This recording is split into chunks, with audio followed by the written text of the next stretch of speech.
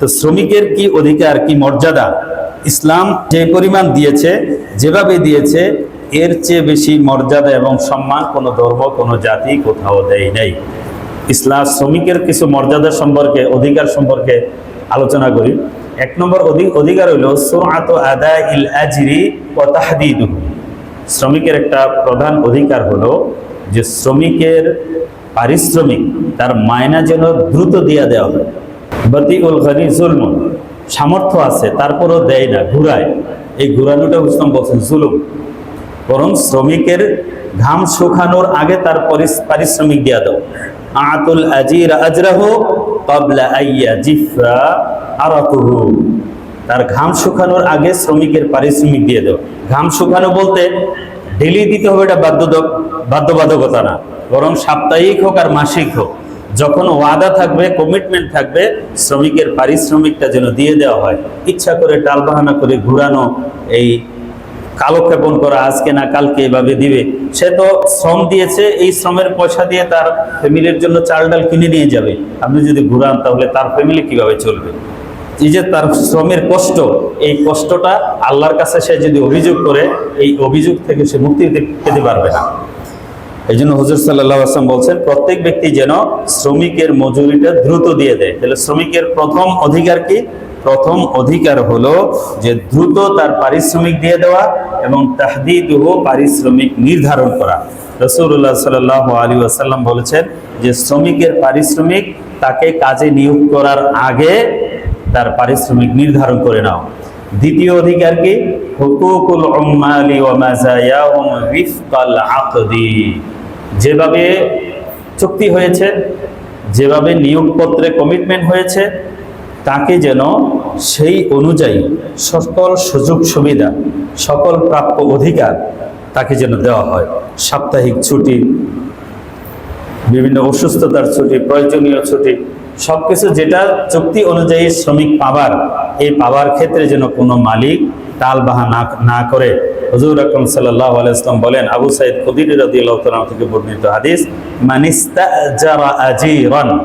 মানিস্তাজারা আজিরান ফালইউলিমহু আজরাহু, যে ব্যক্তি কাউকে শ্রমিক নিয়োগ করে, সে যেন তার পাওনা কি হবে, বেতন কত হবে, বোনাস কত হবে, ছুটি কি হবে, অ্যালাউন্স কি হবে, সার্বিক বিষয়টা যেন তাকে অবগত করে এবং সে অনুযায়ী যেন যথাযথভাবে সে আদায় করে।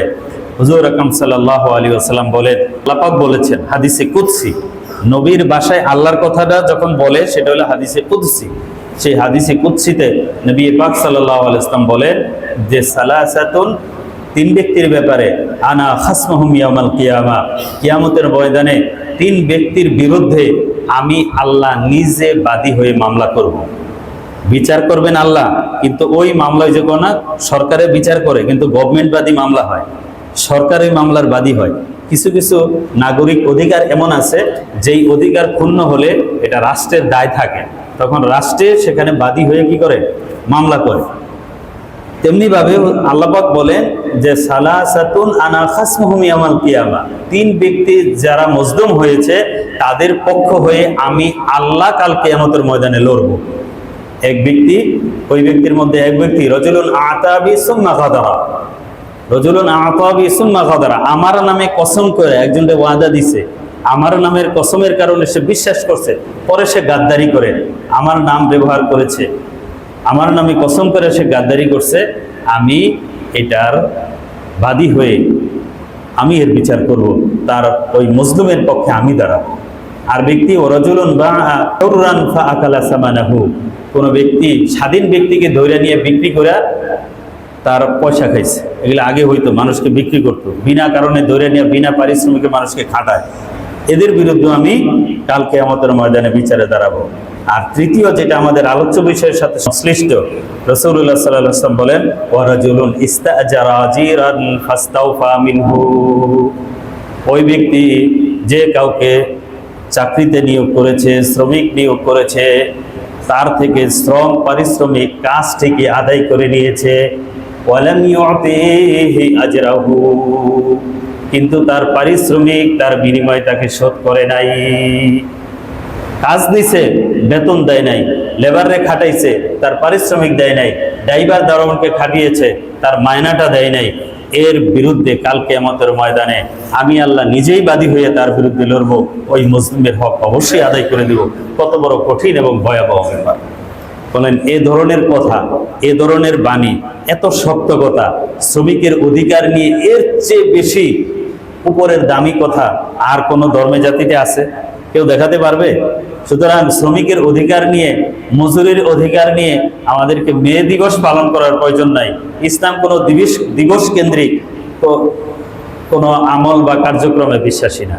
আমাদের কাজ দৈনন্দিন। শ্রমিক দিবসে প্রথম শুধু মে দিবস ছুটি হলো, ওই যে এখন আসার সময় দেখলাম ট্রাকের উপর শ্রমিকদেরকে ক্যাব পরাইয়া লাইন ধরে রাখছে, বিরিয়ানি খাওয়াইতেছে, একটা র্যালি দিবে, মিছিল করাবে। মিছিল করাইয়া শ্রমিক সংগঠনগুলো এটাকে ক্যাপিটালাইজ করবে, এটাকে পুঁজি করে এটা দিয়ে আবার ব্যবসা করবে। ব্রিটেনে, লন্ডনে লেবার পার্টি বহুবার ক্ষমতায় আসছে। পার্টি লেবারদের পার্টি, বাট লেবারদের অধিকার কবে কোথায় আসলে প্রতিষ্ঠিত হয়েছে? শ্রমিকদের নাম দিয়ে নিজেরা নিজেদের এই আখের গুছাইছে, নিজেরা নিজেদেরকে ধনী বানাইছে, বাট শ্রমিকদের অধিকার নিয়ে কেউ সত্যিকার অর্থে কাজ করে নেই। যে অ্যাকর্ড অ্যালায়েন্স আমাদের দেশে, তারা ফ্যাক্টরিগুলোর উপর চাপ সৃষ্টি করে যে কমপ্লায়েন্স করতে হবে, এগুলো এই করতে হবে। অ্যালায়েন্স হলো আমেরিকার, আর অ্যাকর্ড বোধ ইউরোপের। যে এই যে এরা এদেশের আইসা বিভিন্ন কথা বলে, ওদের ব্র্যান্ড, যারা ক্রেতাদের যে সংগঠন, এদের বলতে হবে কেন? এরা অবশ্য এখানে আবার ষড়যন্ত্রও থাকে। এখন শ্রমিকদের নামে, শ্রমিক সংগঠনের নামে আবার আমাদের শিল্প প্রতিষ্ঠানগুলো ধ্বংস করছে। এদেশে হাজার হাজার টেক্সটাইল মিল ছিল, শ্রমিক নেতা হইয়া সে কাজ করবে না, কাজ না করে হাজিরা নিবে, পয়সা নিবে। এভাবে নেতা হয়ে আমাদের দেশের হাজার হাজার জুট মিল, হাজার হাজার টেক্সটাইল মিল বন্ধ করে দিচ্ছে। বন্ধ করে আজকে দেশের শুধু ওই কাপড় সিলাই, দর্জিগিরি করে আমাদের দেশ চলতে হয়। অথচ আমাদের এই কালীগঞ্জের যে মসলিন কটন মিল ছিল, এশিয়ার শ্রেষ্ঠ বিখ্যাত মিল ছিল, সেগুলো শ্রমিক সংগঠনের নামে তাদেরকে উস্কাইয়া দিয়া, আগুন লাগাই দিয়া, মালিকের ক্ষতি করে, কোম্পানির ক্ষতি করে আজকে দেউলিয়া হয়ে বসে আছে। এখানেও কি করে? অপচেষ্টা। কিন্তু ইসলাম শুধু শ্রমিকের অধিকার বলে নাই, মালিকেরও অধিকারের কথা বলছে। প্রত্যেকের অধিকার আছে, প্রত্যেকের রাইটস আছে, প্রত্যেকের ইসলামের চেক অ্যান্ড ব্যালেন্স আছে। ইসলামে সুযোগ থাকলে মালিকের কি অধিকার সেটাও বলবো। আজকে মে দিবস, শ্রমিকের কথাই আগে বলি। তৃতীয় অধিকার হলো হুসনুল মুআমালাতি লিল আমিল। একজন আমিলের সাথে যেন সুন্দর ব্যবহার করা হয়, একটা মানবিক ব্যবহার, মানবিক আচরণ পাওয়া, এটা শ্রমিকের অধিকার। শ্রমিক, সে শ্রমিক বলে, কৃতদাস বলে তার সাথে যাচ্ছে তাই ব্যবহার করবে, যে কোনো আচরণ করবে, তুই তুকারি করবে, তাকে মানবিক মর্যাদাটুকু দিবে না, এটা উচিত না। ড্রাইভার হোক, দারোয়ান হোক, অফিসের পিয়ন, ক্লার্ক হোক, তারা বয়স্ক হলে, দাড়ি পাকা মানুষ, তাকেও তুই তুমি যা তা ব্যবহার করে। আমাদের দেশের মালিক অফিসাররা নিজেদেরকে এত অভিজাত মনে করে, অন্য মানুষকে মানুষ হিসাবে গণ্য করতে চায় না। এটা ঠিক না। বরং তিনি যদি বয়স্ক হন, তিনি যদি নামাজি হন, আমলি হন, তাকে আপনি করে বললে, তাকে সম্মান দিয়ে কথা বললে কি আভিজাত্য ছুটে যায়? আভিজাত্য নষ্ট হয়ে যায়? আমরা আভিজাত্য কোথায় আর গর্ব অহংকার কোথায়, এটা আমরা গোলায় ফেলি। হুজুর সাল্লাল্লাহু আলাইহি ওয়াসাল্লাম বলছেন, লা ইয়াদখুলুল জান্নাহ মান কানা ফি কলবিহি মিসকালু হাববাতিন মিন খারদালিন মিন কিবর। যার অন্তরের মধ্যে জাররা পরিমাণ, সরষা পরিমাণ অহংকার আছে, সে কোনোদিন জান্নাতে যাবে না, জান্নাতের ঘ্রাণও পাবে না। আমি মালিক, আমি বাড়িওয়ালা, আমি ড্রাইভারের সাথে সুন্দর করে কেন কথা বলবো? তুই তুমি ধমক দিয়ে একটা ভাবসাব নিয়ে কথা বলতে হবে। এটাকে আমরা ব্যক্তিত্ব, আভিজাত্য মনে করি না। ব্যক্তিত্ব এখানে না। ব্যক্তিত্ব হলো যে আমি কোথায় কার সাথে মিশবো না, এখানে আমরা ব্যক্তিত্বের সেপারেশন করব। একজন বেনামাজি, একজন মদখোর, একজন সুদখোর, হারামখোর, আল্লাহর শত্রু, তার সাথে আমার যায় না। আমি তার সাথে আমার স্ট্যাটাসে মিলে না। আমি একজন আল্লাহর বান্দা, আমি মুত্তাকি মানুষ, আমি কেন এই ফাসেক ফুজ্জারের সাথে মিশবো? এখানে ব্যক্তিত্বের পরিচয় এবং ব্যক্তিত্বের প্রয়োগ হতে পারে, কিন্তু একজন নামাজি, একজন মুত্তাকি, নিজের অধীনস্থ বলে তার সাথে যা তা ব্যবহার করা, এটা ব্যক্তিত্বের বহিঃপ্রকাশ না। কারণ এখনো সৌদি আরবে দেখবেন, ইসলামিক কান্ট্রিগুলো দেখবেন যে মালিক শ্রমিক একসাথে মাটিতে বসে খায়। তারা এখানে কোনো গর্ব করে না, নিজের শ্রমিক বলে তাকে তুচ্ছ জ্ঞান করে তা না। আনাস রাদিয়াল্লাহু তাআলা আনহু বলেন যে খাদামতু নবী সাল্লাল্লাহু আলাইহি ওয়াসাল্লাম 10 সিনিন ফামা ক্বালা লি উফিন কত্তু। আমি নবী করিম সাল্লাল্লাহু আলাইহি ওয়াসাল্লামের 10 বছর খেদমত করেছি, কখনো তিনি আমাকে উফ করেও ধমক দেয় নাই। ওমা ক্বালা লিশাইইন সানাতুহু লিমা সানাতুহু, কিছু ভুল করে ফেলছি বলে না এই এটা করলি কেন, এভাবে কোনোদিন ধমক দেয় নাই। ওয়ালা লিশাইইন তারাকতুহু লিমা তারাকতাহু, এটা করি না এটা কেন করলা না, এভাবে কোনোদিন ধমকায় নেই। রুস্তম একবার বলছে আমাকে, আনাস তুমি বাসা থেকে আমার জামাটা নিয়ে এসে তো, আমি মদিনার বাচ্চারা খেলাধুলা করতেছে, খেলার মধ্যে গিয়ে আমি ভুলে গেছি। রুস্তম ফিরে এসে আসতেছে না, তো ভুলে গেছে মনে হয়। রুস্তম ঘরের দিকে ফিরে এসে দেখে যে আমি রাস্তায় খেলা দেখতেছি, হুজুর সাল্লাল্লাহু আলাইহি ওয়াসাল্লাম পাশে দাঁড়ায় গেছে। আমি তো রসুলের দেখা তো আমার মনে হয়ে গেছে আমি তো গায়ে শেষ, না জানি রুস্তম কি রাগ করে, কি জানি বলে, কত জানি ধমক দেয়। তো হুজুর সাল্লাল্লাহু আলাইহি ওয়াসাল্লাম শুধু পিঠে হাত রেখে, আনাস তুমি মনে ভুলে গেছো না, এভাবে ভুলে গেলে তো চলবে না। তো হুজুর এই যে শান্তভাবে আমাকে সেদিন যে এই যে মিষ্টি শাসন করেছেন, সেই এক মিষ্টি শাসনে সারা জীবনের জন্য আমি শুধরে গেছি বলে সুবহানাল্লাহ। ধমক দিয়ে কথা বলেন। আনাস রাদিয়াল্লাহু তাআলা আনহুকে, আনাস রাদিয়াল্লাহু তাআলা আনহুর মা ছিলেন উম্মে সুলাইম। ওনার মা রাসূলুল্লাহ মদিনা আসার আগেই তিনি ইসলাম গ্রহণ করছেন। মুসআব ইবনে উমর রাদিয়াল্লাহু তাআলা আনহুকে রাসূলুল্লাহ মদিনা আগেই পাঠাইছেন, তার দাওয়াতেই ইসলাম গ্রহণ করছে। বাবা রাগ করে সিরিয়া চলে গেছে যে তুমি বাপদাদার ধর্ম ছেড়ে দিয়া কোন ধর্ম গ্রহণ করছো, বাবা মায়ের ছেড়ে দিয়া সিরিয়া চলে গেছে। আনাস রাদিয়াল্লাহু তাআলা আনহুর মা এই বাচ্চাদের নিয়েছিল। তো হুজুর সাল্লাল্লাহু যখন মদিনায় আসছেন, সবাই অনেক কিছু হাদিয়া দিছে। তিনি বলেন যে আমার কি আছে, আমি তো কিছু দিতে পারবো না। ওনার ছেলে তখন এই আনাস 10 বছরের বয়স, রুস্তম কাছে নিয়ে বলছে যে আমার ছেলেই আপনাকে দিলাম, এই ছেলে আপনার খেদমত করবে। দেখেন এই ছেলে নবীর সোহবতে থেকে এমন আনাস হয়েছে যে সারা দুনিয়া এক নামে চিনে, আনাস ইবনে মালিক রাদিয়াল্লাহু তাআলা। যাই হোক, এভাবে ইসলাম সুন্দর ব্যবহার, সে শ্রমিক হলেও তার সাথে যাচ্ছে তাই ব্যবহার করার কোনো অধিকার মালিককে দেয় নাই, বরং ইসলামের মর্যাদার ভিত্তি হলো তাকওয়া। বেলাল রাদিয়াল্লাহু তাআলা আনহু একজন গোলাম, মক্কায় তাকে গলায় রশি লাগায় হেঁচড়াইতো। মানুষ বিলে গোলামদেরকে মানুষ মনে করতো না। বিদায় হজের সময় কাবাগরের ছাদে জোহরের নামাজের আজান দেওয়ার জন্য উসমান উঠাই দিয়েছেন যে বেলাল তুমি জোহরের আজান দেওয়া ওয়াক্ত হয়ে গেছে। মক্কার কাফেরা রাগে ফুসতেছে, দেখছো করছে কি, কাবাগরের ছাদে একদম গোলামরে উঠাই দিছে, মোহাম্মদ কাজটা করলো কি। আত্তাব ইবনে উসাইদ, এরপরে হিশাম ইবনে আমর, আবু সুফিয়ান রাদিয়াল্লাহু তাআলা ওনারা এক জায়গায় বসা। আত্তাব ইবনে উসাইদ কইতাছে দেখছোস মুহাম্মদে যে কাজটা করছে, কাজটা কি ঠিক করলো? আমার বাপে যে এই দৃশ্য দেখার আগে মারা গেছে, খুব ভালো হয়েছে যে আমার বাপে এই দৃশ্য দেখে নেই যে কাবাগরের মধ্যে একজন গোলাম উঠাই দিছে। হিশাম ইবনে আমর বলতেছে খারাপ কি, মুহাম্মদের মধ্যে ভালো কিছু থাকলে আমরা গ্রহণ করবো, সমস্যা কি? আবু সুফিয়ান বলতেছে আমি কিছু বলবো না, আমি বললে এই দেয়ালে গিয়ে মুহাম্মদের বলে দিব যে আমি এই কথা বলছি, আমি কিছু কম। এর মধ্যে বুঝলাম এসে উপস্থিত, ভাই আপনি এটা বলছেন না, আপনি এটা বলছেন না, আপনি এটা বলছেন না। তো হয় রানারি কিভাবে জানলো, সে তো তাহলে সত্যই নবী। সাথে সাথে সবাই ঈমান কবুল করে মুসলমান হয়ে গেল। সুবহানাল্লাহ। আবু সুফিয়ান রাদিয়াল্লাহু তাআলা আগের রাতে ঈমান কবুল করছিলেন। যাই হোক, দেখেন ওই সময় আয়াত নাজিল হয়েছে ইন্না আকরামাকুম ইনদাল্লাহি আতকাকুম, তোমাদের মধ্যে সেই সম্মানিত যে কি তাকওয়া এবং পরহেজগারিতে বেশি এবং সম্মানিত। কোনো সম্মান কিসে নাই, বংশে নাই। লা ফাদলা লি আরাবিন আলা আজামিন ওয়ালা আজামিন আলা আরাবিন ইল্লা বিত্তাকওয়া। কোন আরবের উপর আজমের, আজমের উপর আরবের, সাদার উপর কালো, কালোর উপর সাদার কোনো শ্রেষ্ঠত্ব নেই। আমি সাদা বলে আমি শ্রেষ্ঠ, সে কালো বলে সে অধম, ইসলাম সেই শিক্ষা দেয় না। তুমি আরব বলে তুমি শ্রেষ্ঠ, সে অনারব বলে সে নিচু, ইসলাম সেই শিক্ষা দেয় না। ইসলাম বলে হোক সে বেলাল, হোক সে সোহাইব, হোক সে খাব্বাব, যতই নিচু কৃতদাস হোক না কেন, তারা ইসলাম কবুল করলে, তাকওয়া অর্জন করলে সে তোমার আগে যাবে, তোমার আরব এবং তোমার অভিজাত্য তোমাকে আগে নিতে পারবে না। ইসলাম এই শিক্ষা দিয়েছে। এই জন্য আবু যার গিফারি রাদিয়াল্লাহু তাআলা আনহু থেকে বর্ণিত একটা হাদিস। ঘটনা হলো যে মারুর ইবনে সুয়াইদ একজন তাবী, ওনার ছাত্র। উনি বলেন যে এই রাবাসা নামক স্থানে আবু যার গিফারি রাদিয়াল্লাহু তাআলা আনহুর সাথে আমার সাক্ষাৎ। ওই সময় আমি আবু যার গিফারি রাদিয়াল্লাহু তাআলা আনহুর গায়ে দেখলাম যে একটা খুব দামি পোশাক, ওনার গোলামের গায়েও এরকম দামি পোশাক। তো ওনার গায়ে একটা দামি, উপরেরটা দামি, নিচেরটা একটু কম দামি, এটা মিলতেছে না এরকম আর কি।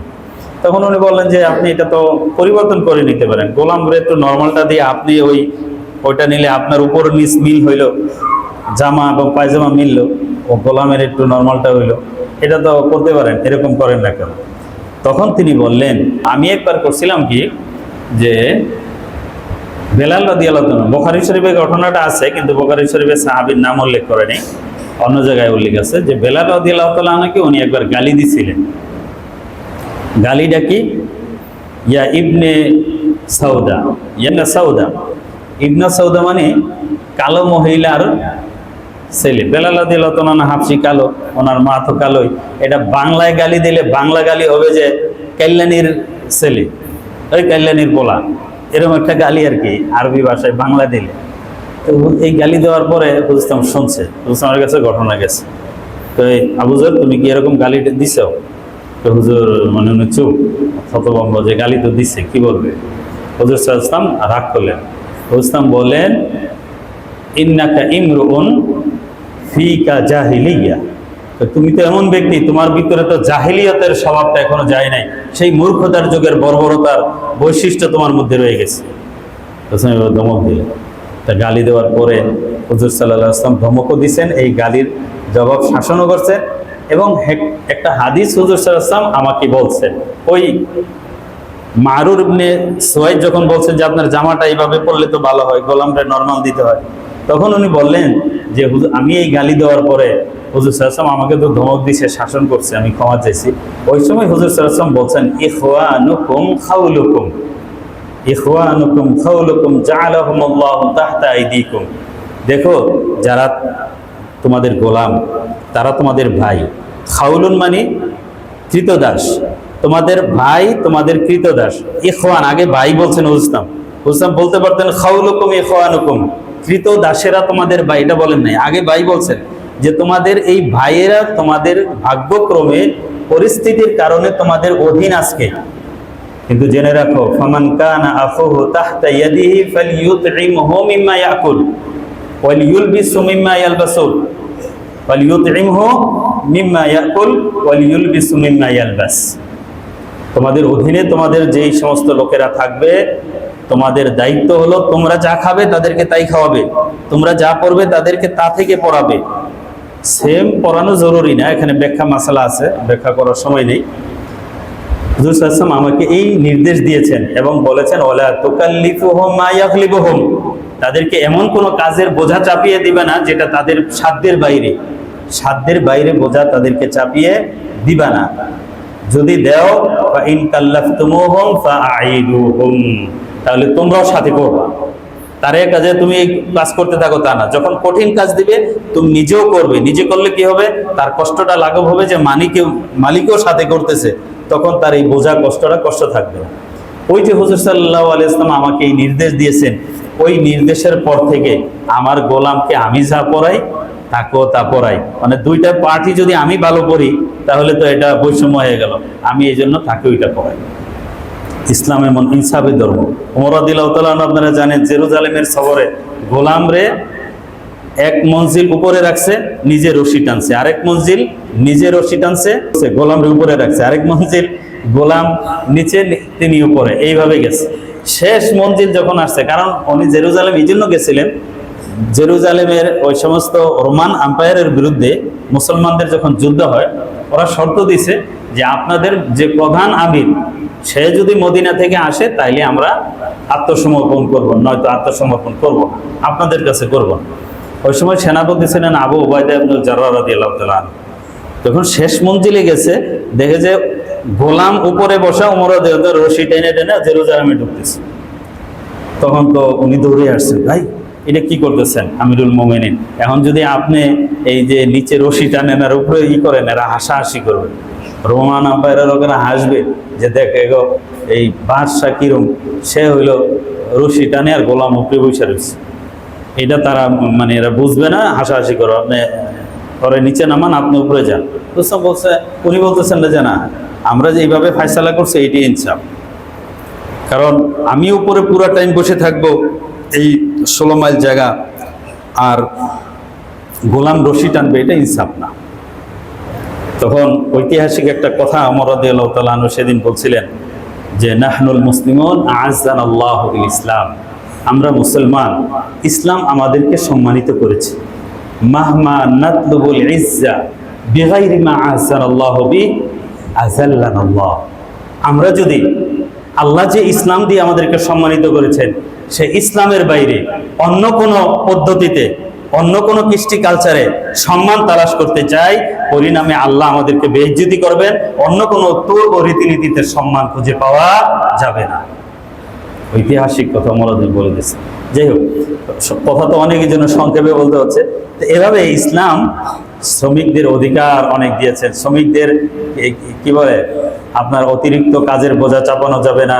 হকুল আমেলি ফিত তাআব্বুদি ফিল্লাহ, শ্রমিক যেই ধর্মের থাকে তার ধর্ম পালনের সুযোগ সুবিধা তাকে দিতে হবে। মহিলা হলে পর্দা করতে চাইলে পর্দা করার অধিকার দিতে হবে। পুরুষ হলে সে নামাজ পড়তে চাইলে দাড়ি রাখতে হলে সেটা দিতে হবে। এগুলো হুজুর আকরাম সাল্লাল্লাহু আলাইহি ওয়াসাল্লাম সবকিছু বিস্তারিত বলেছেন। সময়ের অভাবে সবকিছু বলা সম্ভব হলো না। এমনকি বার্ধক্যে সে যখন অসহায় হয়ে যাবে, ওই সময় তার কি ব্যবস্থা হবে জীবন ধারণের, সেই ব্যবস্থা মালিক পক্ষকে, রাষ্ট্রপক্ষকে সেটা গ্রহণ করতে হবে। ইসলাম সেই শিক্ষা দিয়েছে। তো এভাবে শ্রমিকদের অধিকার ইসলাম যেটা দিয়েছে, ইসলাম যেভাবে দিয়েছে, ইসলাম যতটা কঠোরভাবে দিয়েছে, পৃথিবীর অন্য কোনো ধর্ম জাতি এটা দেয় নাই, দেওয়া সম্ভব না। এবং শ্রমিকদের অধিকার এমন একটা অধিকার, হুকুকুল ইবাদ এমন একটা অধিকার, কাল কিয়ামতের ময়দানে শ্রমিক যদি মালিকের বিরুদ্ধে বা কোনো আদার্স ব্যক্তি আরেকজনের বিরুদ্ধে তার ব্যক্তিত্ব, তার চরিত্র, তার উপর জুলুমের অভিযোগ করে, এই জুলুমের জবাব না দিয়ে কোনো ব্যক্তি কাল কিয়ামতের ময়দানে পার হতে পারবে না। এটা যেমন শ্রমিকের অধিকার, মালিকদেরও কিন্তু কিছু অধিকার আছে। এখন সময়ের ওভার হয়ে গেছে, অন্যদিন ইনশাআল্লাহ সুযোগ হলে বলবো যে মালিকদেরও অধিকার আছে, শ্রমিকদেরই সব অধিকার না। একটা শ্রমিক 8 ঘন্টার ডিউটি নিছে, এই 8 ঘন্টার সর্বোচ্চ আমানতদারির সাথে মালিককে দিতে হবে। এখানে ফাঁক ফোকর করলে, অন্য কাজ করলে, চুরি করলে, মোবাইল চালায়া মালিকের সময় নষ্ট করলে, সর্বোচ্চ শ্রমটা না দিলে এই শ্রমিকের পয়সাও হারাম হবে, এই শ্রমিককেও কাল কিয়ামতের ময়দানে আল্লাহর কাছে জবাবদিহি করতে হবে। ইসলাম সেই চেক অ্যান্ড ব্যালেন্স দিয়েছে। সুতরাং আজকে এই মে দিবসে ওই 1886 সনে শিকাগোতে কি হয়েছিল সেদিকে আমাদের দৌড়ানোর দরকার নাই। আমাদের ইসলাম আমাদেরকে যেই অধিকার, যে দায়িত্ব, যেই কর্তব্য দিয়েছে প্রত্যেকে নিজ নিজ স্থানে, আমরা যদি সেটা ধারণ করি, চর্চা করি, এর চেয়ে বড় ন্যায় ও ইনসাফ আর কোথাও হতে পারে না। আল্লাহ পাক আমাদের ধর্মকে বুঝার, জানার, চর্চা করার তৌফিক দান করেন। আমিন।